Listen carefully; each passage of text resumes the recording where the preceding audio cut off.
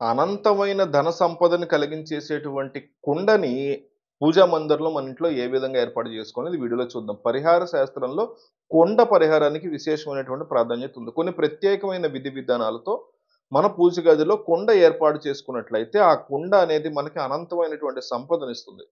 ఆ కుండ ఎలాగ ఏర్పాటు చేసుకోవాలి అంటే, ముందుగా ఒక వెడల్పాటి చిన్న కుండ, మూత ఉన్న కుండ బయట నుంచి కొనుక్కొని తెచ్చుకోవాలి. అలా తెచ్చుకున్న తర్వాత కొద్దిగా పసుపు తీసుకోండి. ఆ పసుపులో కర్పూరము, పచ్చ కర్పూరము, జవ్వాది, రోజ్ వాటర్ ఇవన్నీ గూడా కలపాలి. కలిపేసిన తర్వాత ఆ తడి పసుపు మీరు తెచ్చుకున్నటువంటి కుండ మొత్తం గూడా రాయాలి. చిన్న కుండ పెద్దది అవసరంలా. మూతుండాలి కాకపోతే. దానికి మొత్తం పసుపు రాయాలి. పసుపు ఎలా రాయాలంటే, ఆ పసుపులో కర్పూరము, పచ్చకర్పూరము, జవ్వాది, రోజ్ వాటర్ ఈ 4 గూడా కలిపి ఆ తడి పసుపు కుండ మొత్తం రాయాలి. తర్వాత కుంకుమ తీసుకోండి. ఆ కుంకుమలో కూడా కర్పూరము, పచ్చకర్పూరము, జవ్వాది, రోజ్ వాటర్ ఇవన్నీ కుంకుమలో గూడా కలపండి. పచ్చకర్పూరాన్ని పొడి చేసండి. కర్పూరాన్ని పొడి చేసండి. జవ్వాది అని ఉంటుంది. అదొక ద్రవ్యం. రోజ్ వాటర్ ఉంటుంది. ఇవన్నీ గూడా కుండలో కలపండి. కుంకుమలో కలపండి. కలిపిన తర్వాత తడి కుంకుమతో మీరు తెచ్చుకున్నటువంటి చిన్న కుండ మీద శ్రీం అని రాయండి. శ్రీం అంటే లక్ష్మీదేవికి ఇష్టమైనటువంటి అక్షరం. శ్రీం అని చిన్న కుండ మీద రాసిన తర్వాత కుండకి లక్ష్మీదేవి శక్తి వస్తుంది. మొత్తం పసుపు రాసిన తర్వాత తడి కుంకుమతో శ్రీం అని రాసిన తర్వాత ఆ కుండకి లక్ష్మీదేవి యొక్క శక్తొస్తుంది. దాంతో ఆ కుండ లోపల లైట్‌గా పసుపు, కుంకుమ కూడా వేయండి.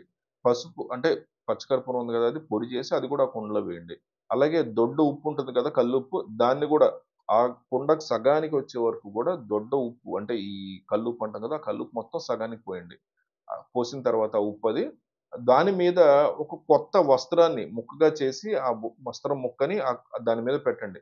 సో, దీంతో ఇదయిపోయిన తర్వాత ఈ కుండ అనేది మీకు అనంతమైనటువంటి సంపదను ఖచ్చితంగా తెచ్చిపెడుతుంది. మీకెప్పుడు ఏ రకమైనటువంటి డబ్బు ఎప్పుడైనా మీకొచ్చినా సరే, కొత్త వస్త్రం ముక్కని ఉంచాం గదా! మీకొచ్చినటువంటి ఆ డబ్బుని వెంటనే తీసుకెళ్ళి మీరు సంపాదించిన వెంటనే తీసుకెళ్ళి, ఆ వస్త్రం పెట్టాం గదా! కల్లుప్పు పైన కుండలో ఆ వస్త్రం మీద ఒక రోజు మొత్తం గూడా ఆ డబ్బుని అట్లా ఉంచేసేయండి. మీరు సంపాదించిన డబ్బుని ఆ వస్త్రం ముక్క మీద పెట్టండి. మూత పెట్టేసేయండి. తర్వాత ఆ డబ్బులు తీసి మీరు దాచుకుంటారో, ఖర్చు పెట్టుకుంటారో మీ ఇష్టం. బీరువాలో దాచుకుంటారో. ఇది చేస్తూ ఉంటే డబ్బొచ్చినప్పుడల్లా ఇది చేస్తూ ఉంటే చాలా మంచిది.